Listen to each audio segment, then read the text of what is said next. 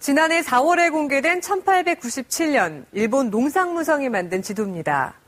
자세히 보면 한반도와 함께 울릉도, 독도가 하얀색, 그러니까 조선 영토로 표시돼 있죠. 독도의 이름도 일본어 다케시마가 아니라 러시아식 명칭으로 기록돼 있습니다. 독도를 조선 땅으로 표기한 최초의 일본 정부 지도인데요. 그런데 이보다 9년이나 앞서 일본 정부가 독도를 자기 영토로 인정하지 않은 고지도가 또다시 발견됐습니다. 김석 기자가 보도합니다. 일본 농상무성이 간행한 일본 제국 전도. 1888년 조선 고종임금 때 만들어진 지도입니다. 일본 영토는 작은 섬까지도 등고선이나 산을 나타내는 표시가 자세하게 돼 있지만 울릉도와 독도는 아무 표시가 없습니다. 당시 일본이 울릉도와 독도를 일본 영토로 인식하지 않아 측량 대상에서 제외했기 때문입니다. 1905년 독도를 강제 편입한 일본 정부가 정작 17년 전에 만든 지도에선 독도가 일본 땅이 아니라고 스스로 밝힌 겁니다.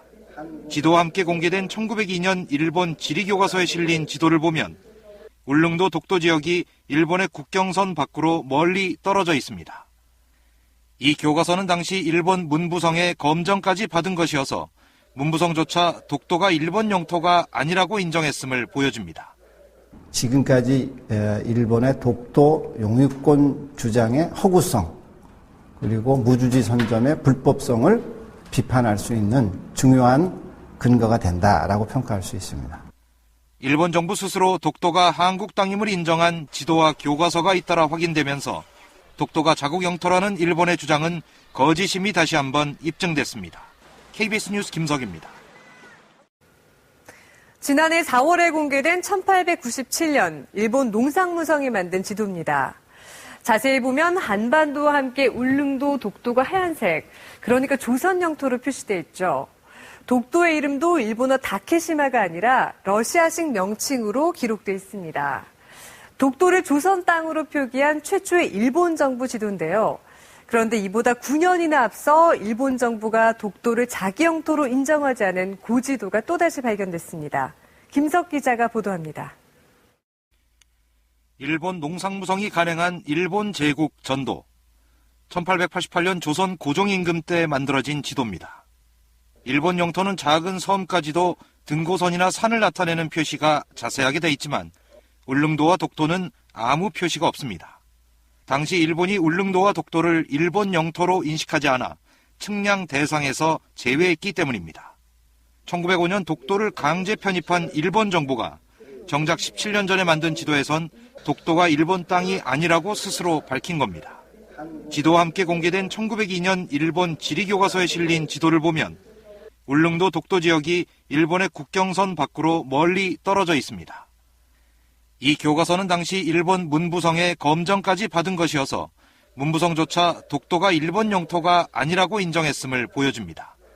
지금까지 일본의 독도 용유권 주장의 허구성 그리고 무주지 선점의 불법성을 비판할 수 있는 중요한 근거가 된다라고 평가할 수 있습니다. 일본 정부 스스로 독도가 한국 땅임을 인정한 지도와 교과서가 잇따라 확인되면서 독도가 자국 영토라는 일본의 주장은 거짓임이 다시 한번 입증됐습니다. KBS 뉴스 김석입니다. 어제 일본 서부를 강타한 지진의 규모는 무려 6.8이었는데요. 건물 붕괴가 잇따랐지만 사망자는 한 명도 없었습니다. 석 달 전부터 강진 가능성을 경고해온 정부와 자치단체, 주민들이 철저히 대비해온 덕분이었습니다. 도토리현에서 나시나 특파원이 전해왔습니다. 규모 6.8. 진도 6의 강진이 강타한 일본 도토리현입니다. 진원지로 가는 길가엔 반파된 건물이 위태롭게 서 있습니다.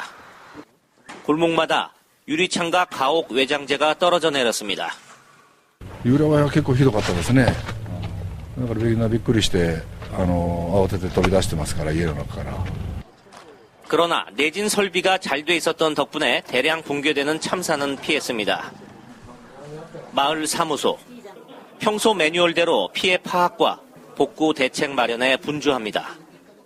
職員の方にはすぐにこの対策本部の方を作って対応しなさいということで指示はして、今これ昨日のその2時の地震からずっとこの状態が続いているところです。情報をここで集めて。 지진의 진원지인 구라요시.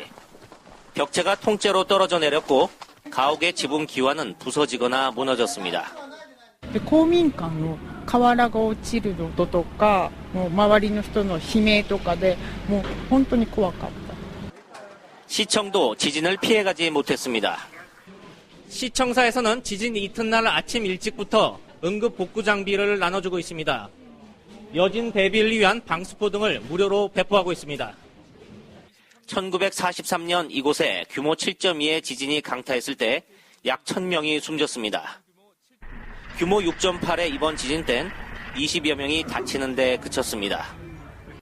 정부와 자치단체 그리고 주민들의 자발적인 노력이 있었습니다. 석 달 전 일본 정부는 도토리현 등에서 30년 이내 규모 6.8 이상의 강진 확률이 40%라고 발표했습니다. 그 30년이 내일이 될 수 있다는 경계가 피해를 최소화시켰습니다. 도토리현에서 KBS 뉴스 나신합니다. 또 궁지에 몰린 이슬람 극단주의 무장단체 IS가 민간인 280여 명을 무차별적으로 학살했습니다. 학살된 민간인들은 IS가 공습을 저지하기 위해 인간 방패로 동원했던 현지인들로 알려졌습니다. 정세배 기자가 보도합니다.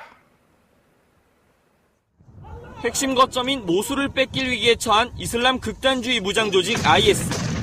IS가 급기야 민간인 280여 명을 총살했다고 미국 CNN이 보도했습니다.